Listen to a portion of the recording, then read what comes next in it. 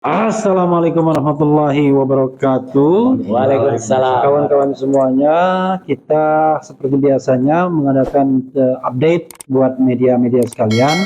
Tapi pekan ini update kita tidak seperti hari biasanya setiap Jumat, tetapi kita geser ke hari Sabtu karena kita sudah melakukan rapat koordinasi pada hari Rabu kemarin. Ya. Jadi kita geser ke Sabtu agar kemudian ada perkembangan signifikan hasil rapat Rabu kemarin. Ada beberapa hal yang ingin kami sampaikan dalam kesempatan ini. 3 hal yang besar itu terkait dengan satu soal rumor P21 yang sampai sekarang belum jelas. Yang kedua nanti kita akan bicara tentang wajib lapor. Dan yang ketiga update dari Mas Roy Suryo. Nah, mengenai hoax P21, kawan-kawan semua, sampai saat ini kami ya tim Troya dan juga prinsipal belum mendapatkan, belum melihat ada surat resmi atau apapun yang terkait bahwa kasus ini sudah P21. Jadi sebagai orang hukum kita tidak bekerja berdasarkan spekulasi karena itu akan menentukan langkah-langkah kita selanjutnya. Jadi kalau ada termul mengatakan sudah P21 wajib ditahan dan lain sebagainya, itu adalah provokasi yang tidak didasarkan kepada sebuah surat yang resmi, nggak jelas. Jadi selain memprovokasi itu tidak boleh, harusnya ya harus punya dasar yang jelas dan kuat. Nah, kita sudah punya format mengenai P21 sebenarnya. Kalau misalnya P21 harusnya seperti ini yang kami dapatkan dari kejaksaan ya. Ini salah satu kejaksaan negeri ya. Di Republik Indonesia tentunya. Jadi kalau misalnya kita mau P21 di sini dikatakan ya formatnya ada kata-kata P21 kemudian nomor, sifat, biasa, lampiran dan hal pemberitahuan hasil penyidikan perkara pidana atas nama tersangka titik-titik dinyatakan sudah lengkap. Ya. Kemudian yang terhormat pihak kepolisian, jadi ini surat dari kejaksaan kepada kepolisian. Lalu memuat dasar hukumnya, undang-undang, apakah itu KUHP yang lama atau KUHP yang baru, kemudian Undang-Undang 16 tahun 2004 tentang kejaksaan, kemudian berkas perkara nomor berapa, kemudian hasil penelitian berkas perkara oleh penuntut umum yang menyimpulkan bahwa hasil penyidikan telah lengkap. Kemudian poin 2-nya, kawan-kawan semua, ada dikatakan sehubungan dengan hal tersebut diberitahukan bahwa hasil penyidikan perkara pidana atas nama titik-titik-titik dinyatakan sudah lengkap. Ada statement seperti itu.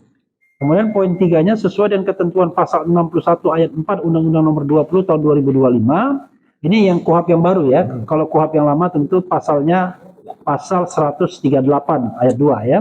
Penyidik diminta untuk menyerahkan tanggung jawab tersangka dan barang bukti kepada penuntut umum guna kepentingan penuntutan. Jadi kalau KUHP yang lama pasal 138, 39, 140 yang harus kita perhatikan.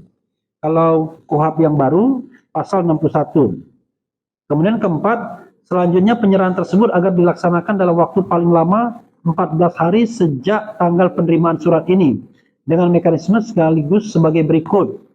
Tahap penelitian barang bukti dan penyerahan tersangka hari tanggal pukul titik-titik tempat ruang tahap 2 kantor kejaksaan negeri.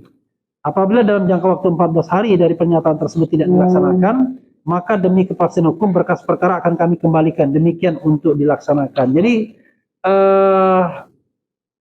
kawan-kawan semua ya, dari ketentuan ini nanti Mas Roy tambahkan karena Mas Roy yang mendapatkan ini. Dari ketentuan ini dapat kita pastikan bahwa kalau seandainya betul P21 itu tertanggal 2 Juni sebagaimana digosipkan ya, oleh Direskrim Polda Metro Jaya Iman itu, jatuh temponya nanti pada tanggal 16 Juni nanti ya, 16 Juni nanti. Tetapi pertanyaannya adalah di dalam surat ini sudah ditentukan dalam jangka waktu 14 hari itu kapan akan ada penyerahan barang bukti dan kemudian juga tersangka. Nah, sampai sekarang kita tidak jelas apakah memang ada P21 itu atau tidak. Kami berusaha meminta konfirmasi kepada pihak-pihak yang otoritatif, ternyata memang belum ada jawaban yang firm. mengatakan iya, tetapi kemudian akan kami cek lagi dan lain sebagainya. Jadi bukan sebuah pernyataan yang solid dan kemudian disertai dengan surat resmi atau surat formal bahwa berkas P21 itu memang sudah ada. Dan perlu diketahui juga, ini ada Pak Ugroseno nanti bisa menambahkan, Pak Ugroseno bahkan mau belajar kepada jaksa peneliti, ya pada kejaksaan tinggi atau kejaksaan negeri, nanti kita lihat kalau seandainya bisa P21. Karena kami juga mempermasalahkan baik secara formil dan material, bahwa ini sudah lewat luar biasa. Jadi secara formil kami sudah menghitung, kalaupun misalnya kejaksaan menggunakan KUHP yang baru, katakanlah karena KUHP lama tidak begitu lengkap, maka kami sudah menghitung waktu yang dibutuhkan itu hanya maksimal 70 hari sejak tanggal berkas ini dilimpahkan pertama kali kepada kejaksaan. Dan kita tahu bahwa dilimpahkan pertama kali itu pada tanggal 13 Januari 2026 dan kalau ditambah 70 hari menjadi tanggal 24 Maret 2026.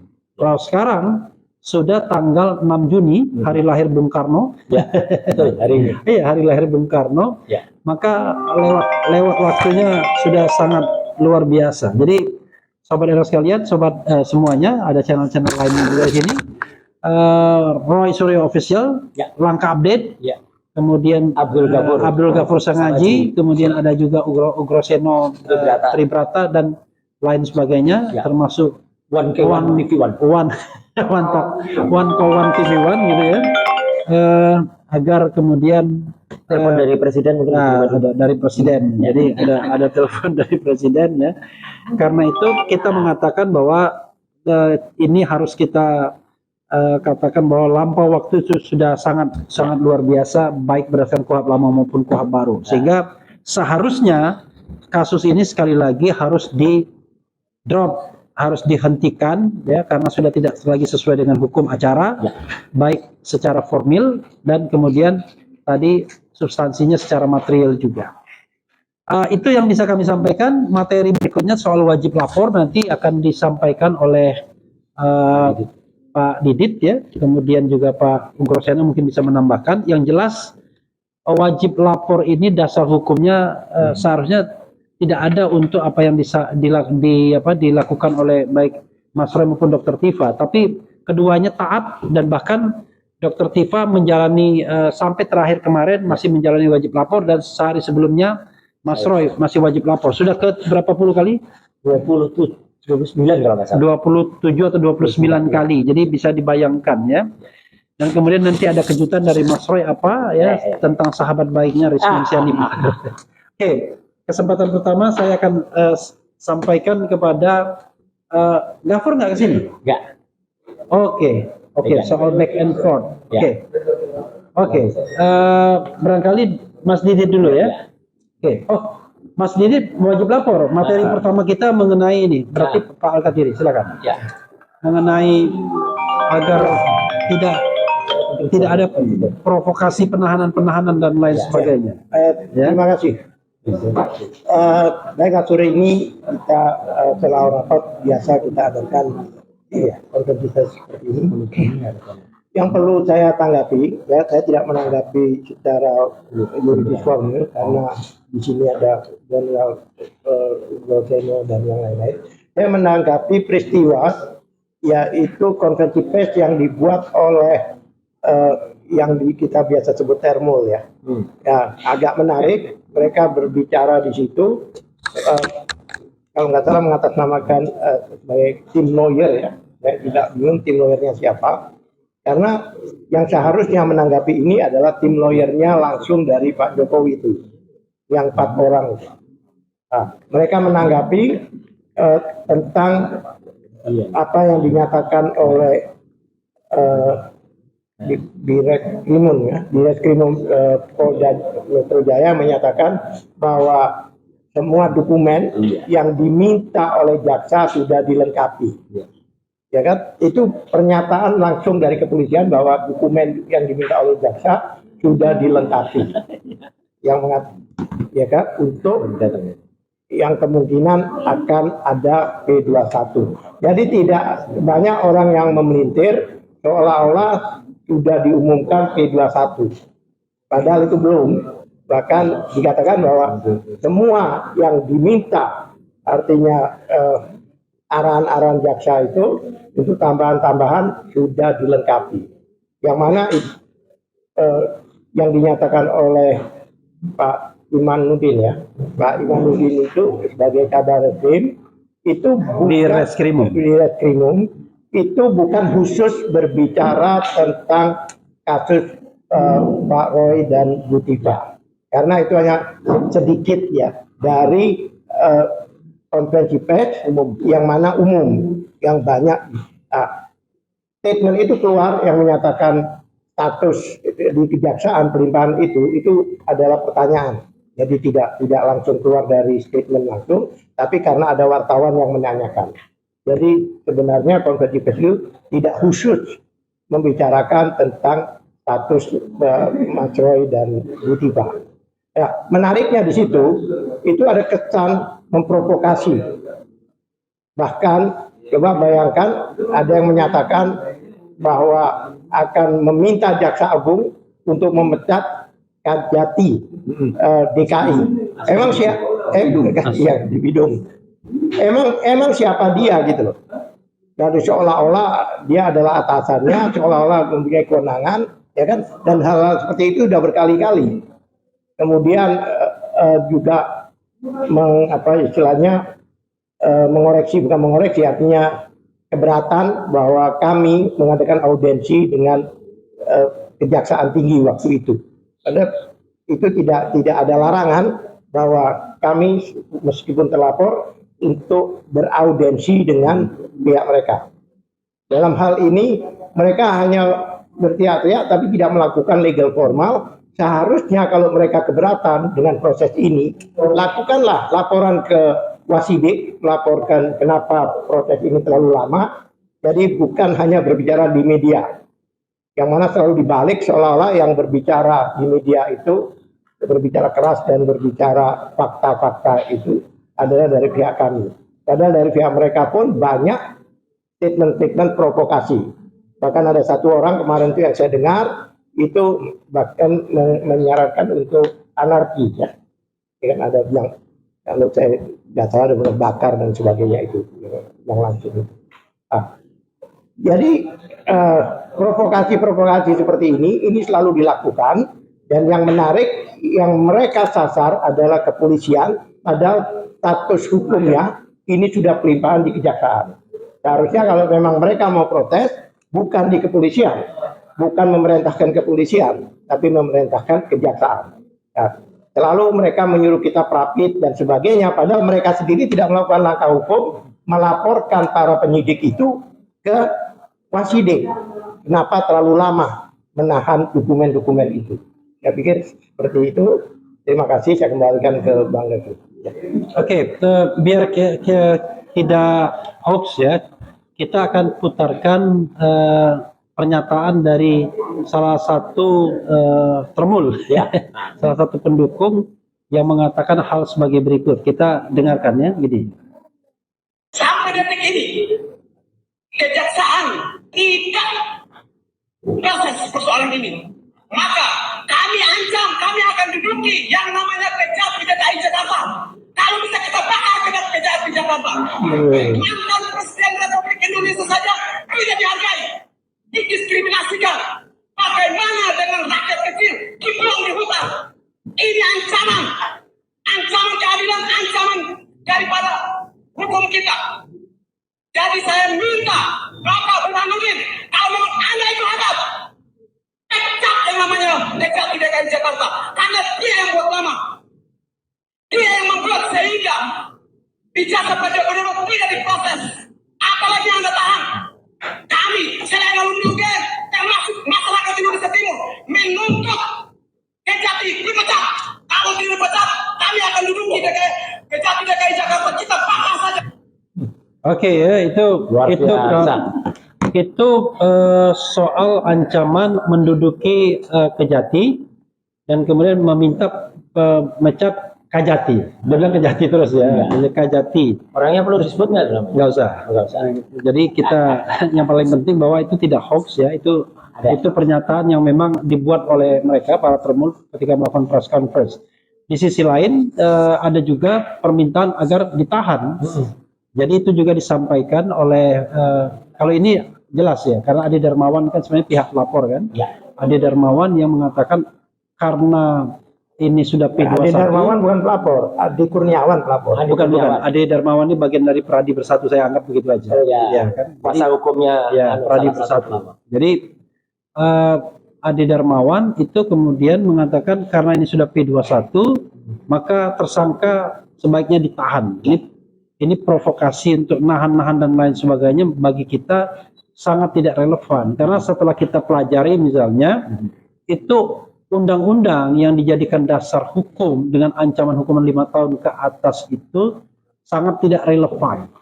Jadi pasal 32 ayat 1 Undang-Undang ITE 2008 dan pasal 35 dengan ancaman hukum 12 tahun penjara seharusnya tidak dimasukkan di dalam dakwaan. Seandainya memang surat dakwaan itu hendak dibuat ya seiring dengan misalnya kasus ini mau dilanjutkan ke persidangan.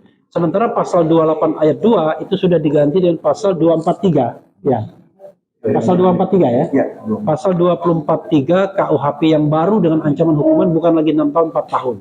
Jadi dengan fakta ini ya, dan juga perlu didengarkan oleh jaksa penuntut umum bahwa sudah tidak layak lagi kasus ini dilanjutkan, dan karena itu tidak ada lagi seharusnya konsep bahwa ada ancaman penahanan, karena pasal-pasal yang digunakan adalah pasal-pasal yang sesungguhnya tidak selayaknya lagi dipakai. Dan bahkan pasal ini sedang digugat juga ya, karena dianggap dengan citizen lawsuit di Pengadilan Negeri Jakarta Selatan karena dianggap terjadinya penyelundupan hukum. Untuk mendalami masalah bolak-balik berkas, siapa yang akan menyampaikan? Pak Ugro ya. Coba Pak Ugro, karena menurut perhitungan kami kawan-kawan semua, seharusnya bolak-balik berkas itu dibatasi waktu 70 hari kalau kita menggunakan pedoman KUHP yang baru. Tapi kalau KUHP yang lama itu bahkan cuma 14 hari saja. Jadi tidak ada, jadi 14 hari dari di kejaksaan dan 14 hari untuk baliknya 28 hari saja. Tapi kalau menggunakan KUHP yang baru itu 70 hari. Sekarang sudah lebih dari 70 hari. Dari tanggal 13 Januari ke sekarang itu 128 hari lebih. Itu yang ingin kita sampaikan. Silakan Pak Guru.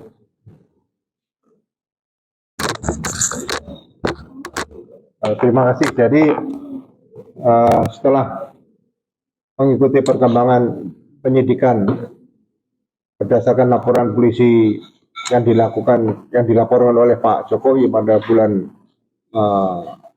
Maret ya 2025, bulan April 2025 ya. 30 April ya. 30 April 2025. Nah, perjalanannya ini bisa kita lihat dari waktu ke waktu. Ya, kalau persyaratan kaitan dengan persyarat formil dan material itu nanti kita lihat bagaimana jaksa meneliti berkas perkara yang dilimpahkan oleh penyidik kepada jaksa peneliti di Kejaksaan Tinggi DKI Jakarta. Nah, yang pertama adalah pasal-pasal yang diterapkan.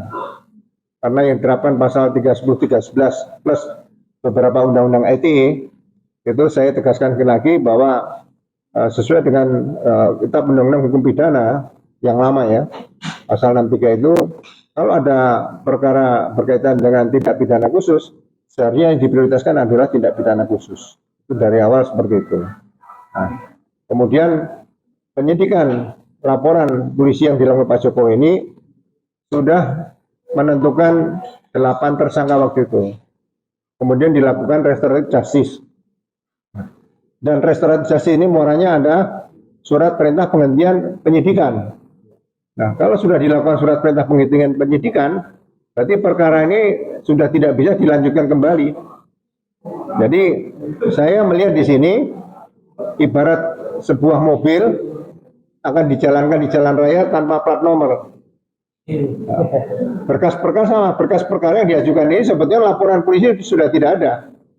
Nah, kenapa bisa diterima oleh jaksa? Nah, disinilah masyarakat harus mewaspadai ikut serta.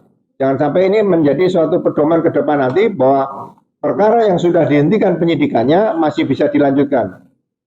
Jadi buat apa dalam hukum acara pidana yang baru dimasukkan pasal-pasal mulai dari pasal 79 tentang restoratif justice.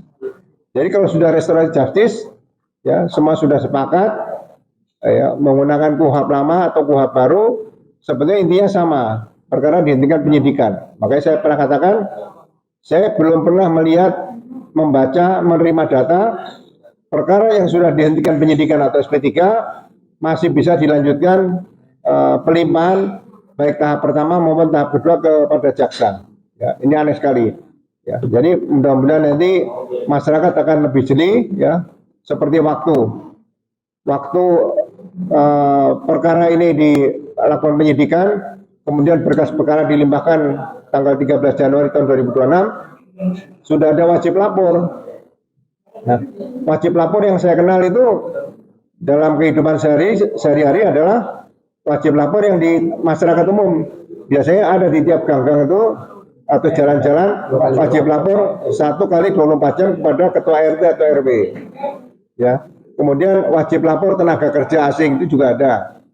Kemudian wajib lapor masalah narkoba itu juga ada. Nah, wajib lapor yang berkaitan dengan masalah penegakan hukum itu biasanya seorang tersangka dilakukan penahanan, kemudian penangguhan penahanan, baru wajib lapor.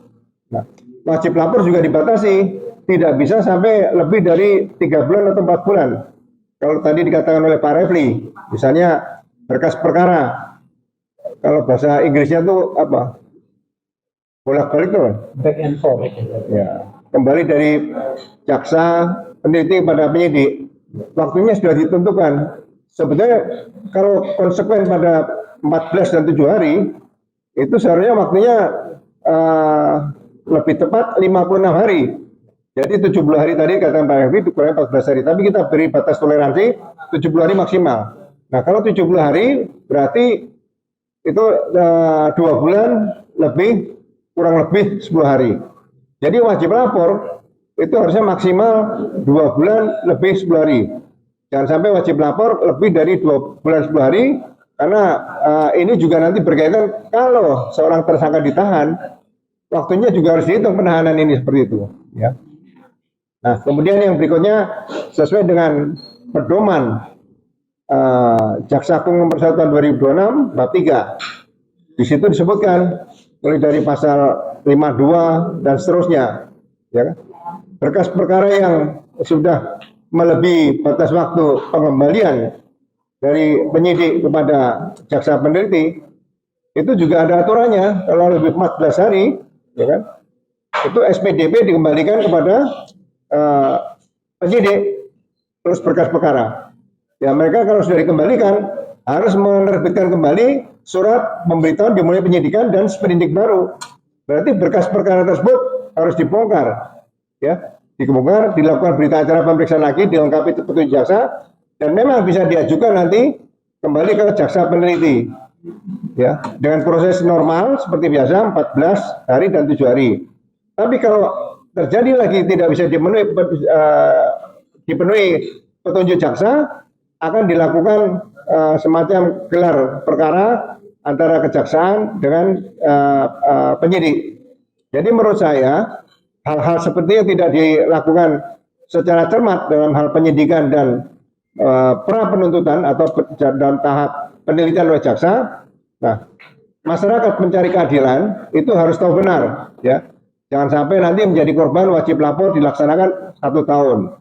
Wajib lapor dilaksanakan tidak pernah ada penahanan karena diancam akan ditahan, kemudian bikin permohonan tidak ditahan dan sanggup melakukan wajib lapor. Ini hal-hal seperti ini mudah-mudahan ke depan bagi saya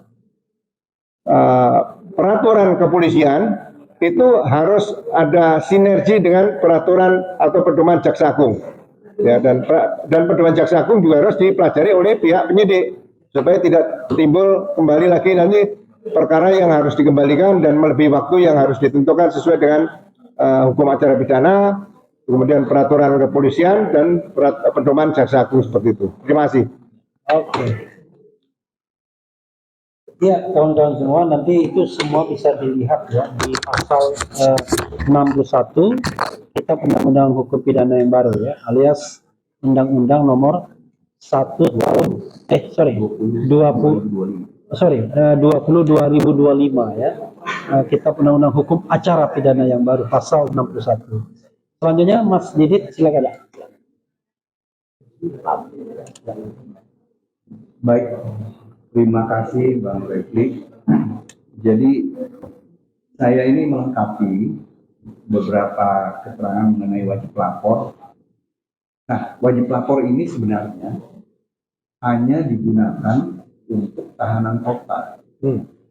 Jadi kalau ada orang ditahan, seperti tadi Pak Bro bilang, kemudian diizinkan dialihkan penahanannya menjadi tahanan kota. Nah, itu ada aturannya, yaitu di pasal 108 ayat 6. Jadi buat mengontrol kehadiran orang itu nggak kemana-mana, nanti tidak mempersulit proses penyidikan, jadi diminta untuk melaporkan keberadaannya.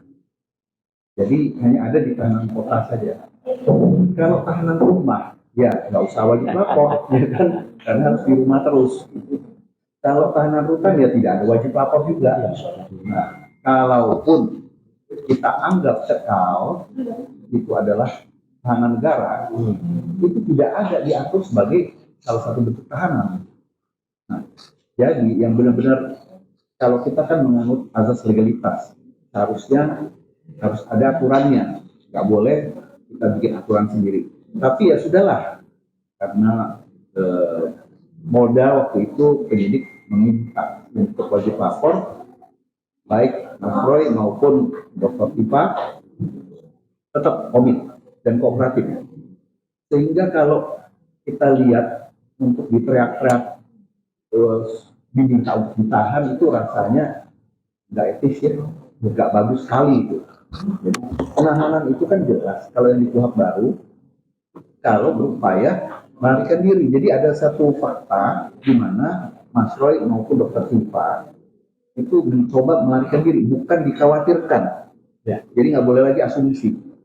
Nah, dikhawatirkan itu alasan subjektif. Nah, itu satu. Yang kedua, saya cuma mau melengkapi untuk masalah P21. Ini kan nggak jelas nih sebenarnya secara resminya bagaimana. Kita belum tahu juga. Tapi ya patut disayangkan kalau P21. Pertama tadi ya pernah disinggung untuk adanya gugatan CLS. Ya kalau CLS-nya nanti dikabulkan, ya ini gimana ini?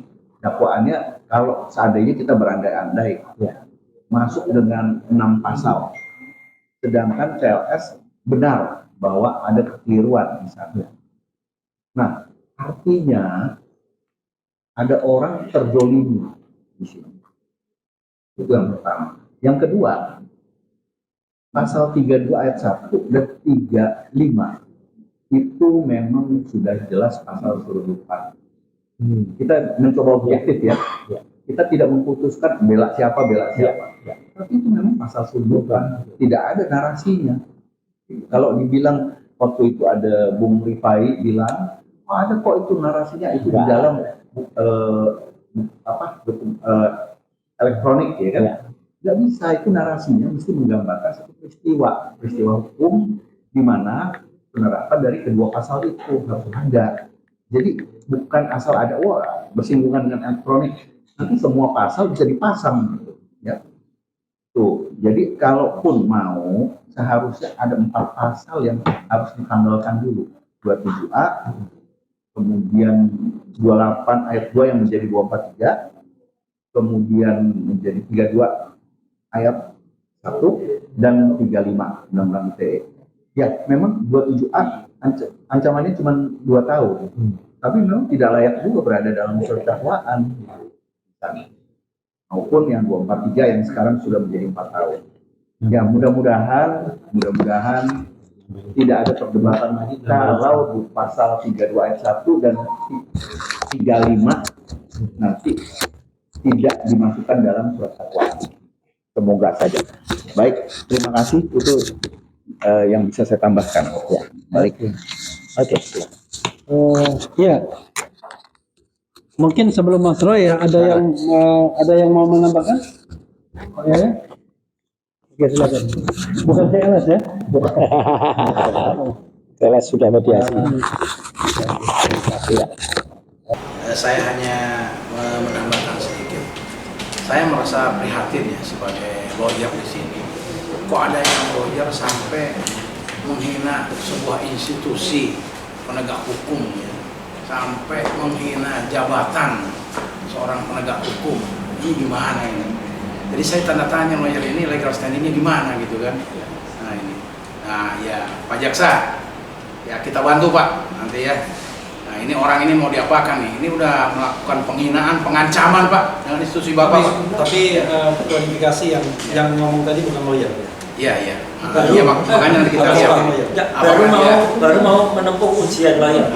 Katanya dia mau jadi lawyer. Ya itu disampaikan sama lawyer. Ya. Baik, terima kasih ya. Hati-hati kalau ngomong. Jadi jangan sembarang. Ini disaksikan dunia loh ini ya. Medsos disaksikan. Hati-hati. Terima kasih. Ya, sebelum Mas Roy ya, itu ada satu materi yang penting soal transparansi antara penyidik dan penyidik Polda dan juga jaksa, penuntut umum atau jaksa peneliti, ketidakjelasan back and forth-nya. Jadi kita perkirakan sesungguhnya mereka udah bolak-balik perkaranya dalam hal melengkapi berkas perkara. Tetapi yang menjadi masalah adalah sepertinya pedoman itu tidak diikuti, karena kalau mengikuti pedoman ya setelah P19 dikembalikan 14 hari, kemudian ada 14 hari bagi jaksa untuk mengembalikan setelah 7 hari meneliti kan, kalau misalnya menyatakan tidak lengkap, lalu kemudian ada waktu 14 hari lagi bagi pihak penyidik untuk melengkapi. Nah setelah itu dikembalikan lagi. Belum dikembalikan, langsung gelar perkara khusus, dan kita tidak pernah tahu ada gelar perkara khusus atau tidak. Jadi sebenarnya hukum acara yang dipakai yang mana? Yang mana? Ya. Kalau hukum acara yang lama, maka waktunya terlampaunya banyak kali ya kan? Karena dalam hukum acara yang lama berdasarkan Undang-Undang 881 itu hanya sekali saja P19 dikembalikan 14 hari. Jadi 14 cuma 28 sebenarnya. Tetapi kalau berdasarkan hukum acara yang baru, kita hitung let's say 70 hari.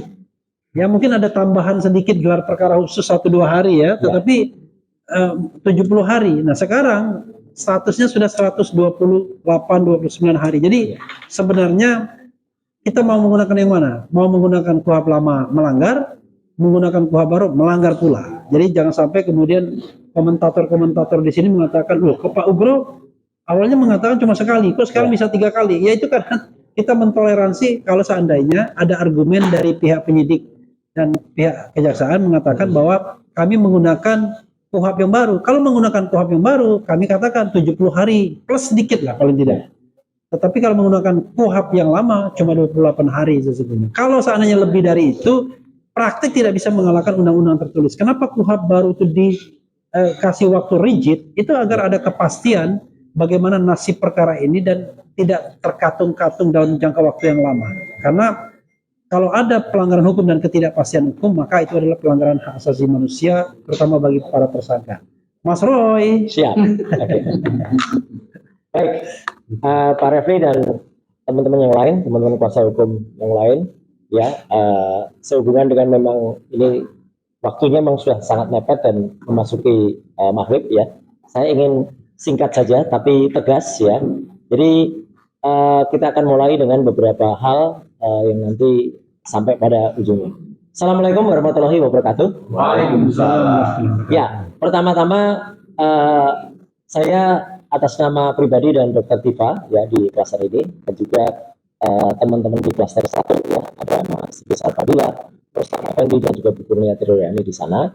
Itu mengaturkan terima kasih yang sebesar-besarnya kepada seluruh masyarakat yang masih terus membersamai dan memberikan support, dan juga tentu saja kepada para kuasa hukum yang terus berada dan terus tetap teguh untuk berjuang. Dan terima kasih juga untuk semua petugas yang menjalankan undang-undang, menjalankan aturan sesuai dengan apa yang sudah tertulis dan apa yang berlaku.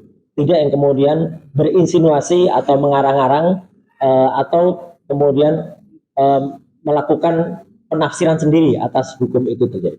Hari ini faktanya adalah ini hari Sabtu ya, tanggalnya tanggal 6 Juni ya tahun 2026. Berarti apa? Berarti hari ini itu sudah tambah 1 hari lagi ketika saya kemarin memberikan statement, alhamdulillah Jumat berkah.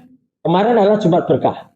Dan ini Sabtu yang ceria ya gitu. Habis berkah kan ceria gitu ya. Nanti Minggu lebih senang lagi, Senin terus kita bekerja. Nah, kenapa begitu? Karena ini tidak sesuai dengan apa yang kemudian sudah diisukan atau saya mengatakan sudah diinsinuasikan atau sudah dibayangkan tapi tidak benar oleh para termul. Saya tidak menyalahkan pihak petugas dari Polda Metro Jaya, ya terutama Pak Kombes Iman Imanuddin dan didampingi Pak Kabid Humas Polda Metro, ya Pak Kombes Budi, ya. Karena pada saat itu situasi yang tadi disampaikan ya oleh teman-teman semua adalah situasinya waktu itu adalah press conference yang tidak semestinya diselenggarakan untuk pengumuman P21. Jadi itu press conference umum, press conference tentang gelar perkara barang-barang kejahatan travel, dan kemudian ada soal pra-peradilan kasus lain dan juga soal penganiayaan. Dan di ujung, kalau saya sampaikan begitu, di ujung ada sesi pertanyaan dan ditanya oleh seorang wartawan tapi wartawati infotainment, ya kasus P21 Roy bagaimana? Akhirnya dijawab oleh Pak Dirreskrim hanya 57 detik dan jawabnya itu sekenanya kalau menurut saya sambil lalu dan ada sedikit keterpaksaan. Keterpaksaannya juga jelas. Pak Kabid Humas juga tidak menjawab apapun, padahal kan biasanya beliau yang paling gercep untuk jawab, apalagi beliau berjanji menyatakan surprise gitu ya kan, nggak ada surprise ya. Jadi hari ini sudah H+4, kalau ini yang saya bawa ini H+3 itu kemarin. Artinya apa? Nah ini teman-teman saya jelaskan sekali lagi, berdasarkan surat ya, ini surat resmi fakta dari salah satu kejaksaan. Ini info A1. Info A1, info G1, info S1. Itu dari sumbernya ya. Yang menyatakan bahwa kalau itu surat P1, itu yang dulu pernah saya sampaikan. Ada tulisan P21-nya di sini. Nah, jadi kode P1 sampai P53 itu adalah berdasarkan keputusan Jaksa Agung nomor 518 bulan November tahun 2011. Itu adalah kode surat antar kepolisian dan kejaksaan sebagai unsur penegak hukum di Indonesia. Memang kode-kode ini adalah kode internal di antara mereka, tetapi kode internal ini tersurat, jadi tidak boleh hanya berdasarkan koordinasi lesan. Apa yang disampaikan Pak Imam Imanuddin kemarin itu baru lesan, ya faktanya atau tertulisnya harus ada ini. Disinilah yang tadi Pak Refli Harun sampaikan, di surat ini ada yang namanya tanggal. Jadi di surat ini hanya pemberitahuan hasil penyidikan perkara pidana atas nama siapa, bla bla bla bla bla bla, dinyatakan sudah lengkap. Jadi ini ada keterangannya sudah lengkap. Jadi P21 itu memang kalau sudah lengkap, kalau belum lengkap belum akan terbit P21. Dan yang penting dari surat ini mencantumkan juga pada poin selain satu ada dasar, dua sehubungan dengan keputusan bahwa penyidikan perkara atas nama sudah lengkap, tiga sesuai dengan ketentuan pasal-pasal yang ada. Yang nomor 4 ini yang menarik ya. Karena surat yang ditujukan kepada kepala kepolisian pada ranah hukum sesuai dengan kejaksaannya, itu selanjutnya penyerahan tersebut akan dilaksanakan dalam waktu paling lambat 14 hari dari tanggal surat. Diberikan waktu 14 hari maksimalnya. Dan di situ sudah ditentukan kapan penyerahannya, tahap penelitian barang bukti dan penyerahan tersangkanya. Jelas betul di sini sudah ditulis hari tanggal betul. Dan di surat ini faktanya surat tertanggal akhir April, saya nggak sebutkan tanggalnya ya, akhir April 2026 ini, pada penyerahannya itu H+2-nya. Jadi hanya H+2 itu sudah ditulis. Jadi bukan hanya rancangan. Di sini sudah ditulis hari tanggal pukul berapa April waktu itu, tempat ruang tahap 2 kantor Kejaksaan Negeri daerah mana. Jadi surat ini memastikan ini adalah kepastian yang namanya P21, bukan rancangan. Kalau sudah begini, ini baru namanya P21. Kalau belum ada yang namanya P21. Dan poin yang kelima, ini yang paling menarik. Dalam jangka waktu 14 hari penyerahan, tidak dilaksanakan, maka dalam kepastian hukum perkara pidana akan kami kembalikan berkasnya. Jadi kejaksaan akan mengembalikan, dan itu yang kemudian banyak disebut sebagai P19 mati atau kemudian diselesaikan dengan P yang lain. Demikian itu dilaksanakan, ada tanda tangan resminya, kemudian ada scan-nya, ada tulisannya juga bahwa di sini ini dibuat dengan sudah mulai standar data elektronik. Tanda tangannya pun juga tanda tangan elektronik.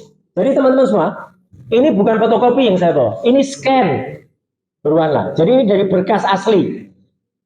Dulu ada tuh yang di TV bilang, itu scan ijazah UGM, tapi bohong, itu namanya Andi Aswan. Kalau ini bukan fotokopi, ini scan. Saya dapat dari surat aslinya. Hanya memang dengan segala hormat, saya menghormati institusi yang bersangkutan, sudah saya pixelize ya, saya kaburkan. Saya sendiri yang mengaburkan sebagai pertanggungjawaban saya atas pelaksanaan Undang-Undang Perlindungan Data Pribadi Nomor 27 Tahun 2022. Clear ya, karena saya mengerti betul, saya termasuk perancang dari undang-undang itu juga. Jadi kita tahu mana yang dikaburkan, mana yang tidak. Ya, jadi ini jelas banget. Artinya apa? Keterangan ini saya semakin yakin, izin Pak Jenderal Ugro dan juga Pak Refli, kemudian Pak Adi dan teman-teman lain, termasuk Pak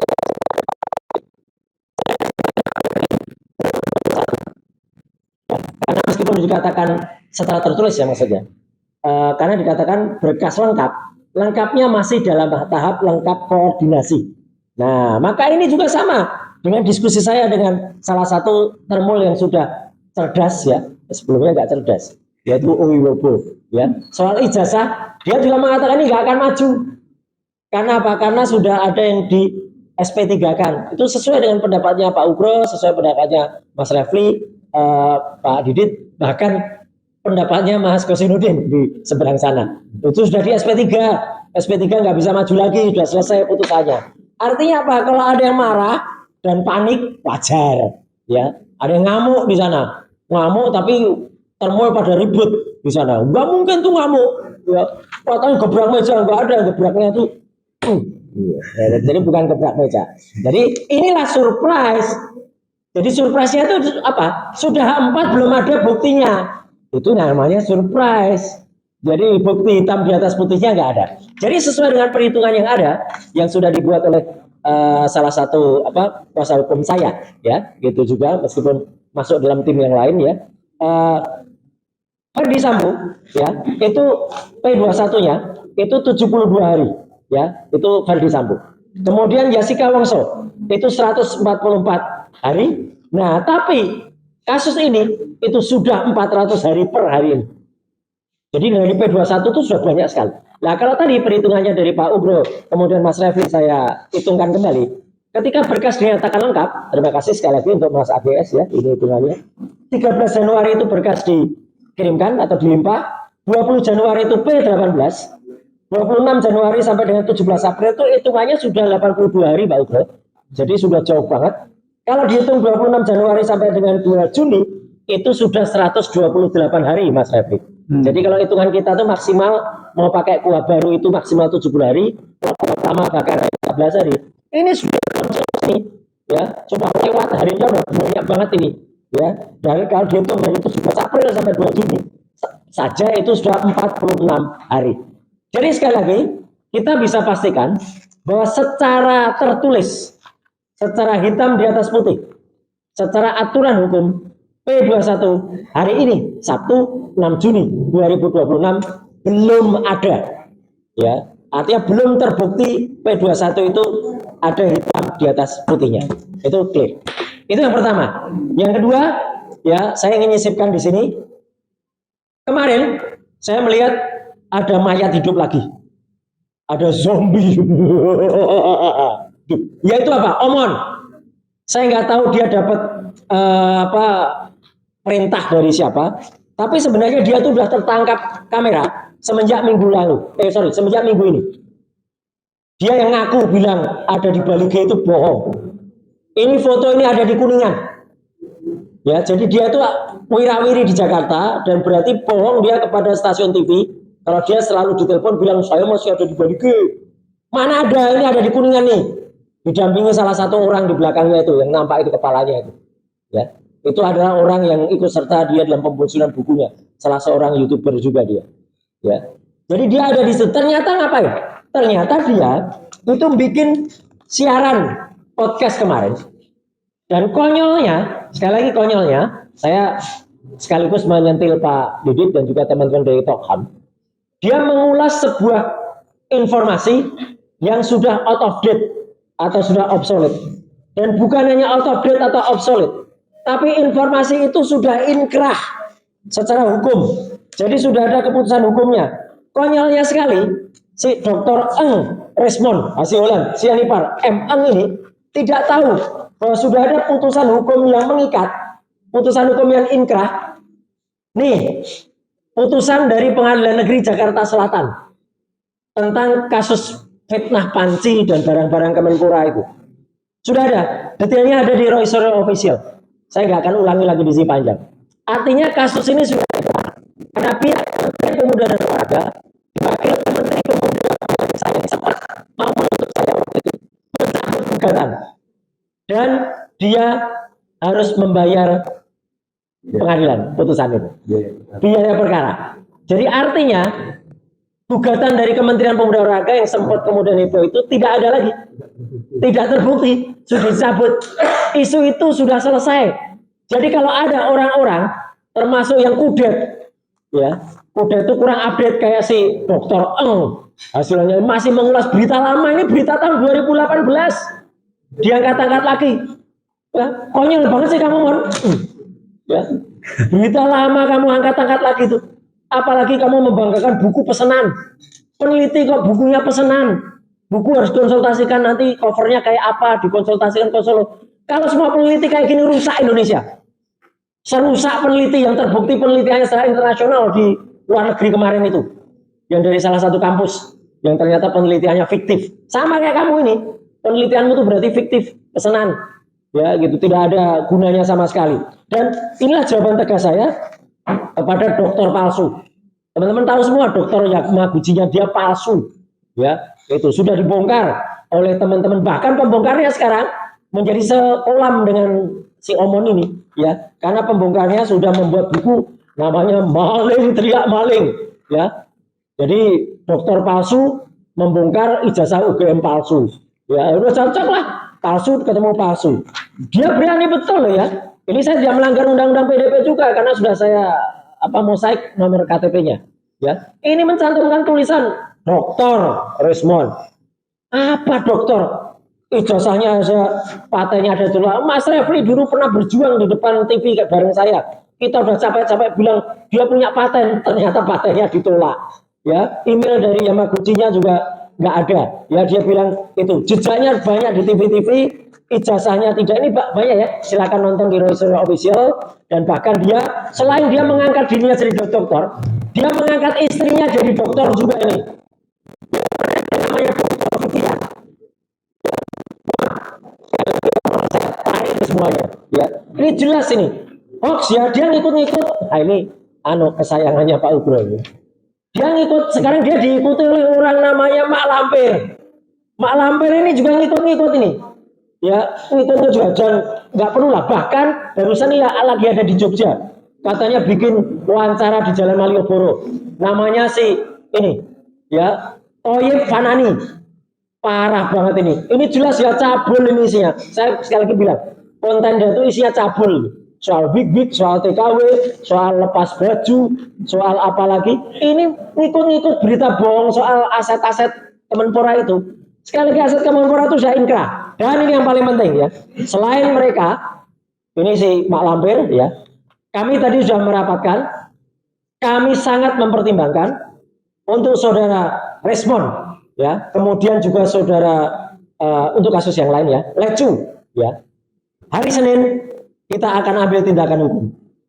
Apa itu tindakan hukum yang akan kami ambil hari Senin? Itu tunggu saja di hari Senin. Itu saja dari saya.